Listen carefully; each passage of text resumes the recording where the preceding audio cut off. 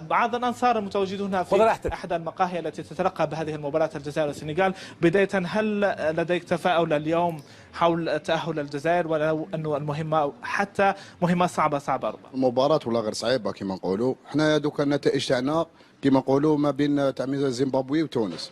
ان شاء الله حنا دوك نساندوا منتخب زيمبابوي باش نقدروا نجوزوا حنا ان شاء الله، وهما صعبوها على رواحهم ونطرمون. كان حنا نورمالمون ربحنا حنا لي ماتش اللي فاتوا، صعبوا على رواحتهم. وهذه هي الدفاع ضعيف، وسط الميدان ضعيف، المدرب ما على بالوش وش يواسي. من يتحمل المسؤولية اليوم؟ الوضع الذي وصل إليه المنتخب الجزائري الذي كنا ربما نتباهى ونتفاخر بأنه سوف يصل إلى أدوار نهائية، من يتحمل المسؤولية اليوم؟ رئيس الفيدرالية محمد روراوة.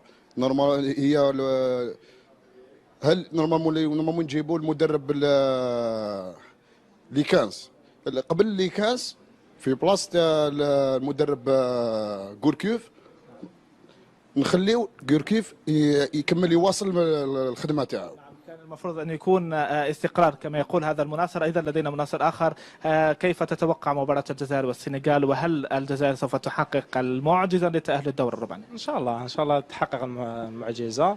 احنا متفائلين توجور، البيبل الجيريان توجور متفائل ان شاء الله يربحوا، وما نتمناوش التوانسه الخساره، لا غالب رانا في بدايه نتمناو لهم الخساره في هذا الكا. للضرورة أحكام. هذا إذا كما قال أحد المناصرين أنه يتمنى خسارة المنتخب التونسي، ونتمنى ولو نوعا من التشاؤم نتمنى أن يتأهل المنتخب الجزائري الدور الربع النهائي.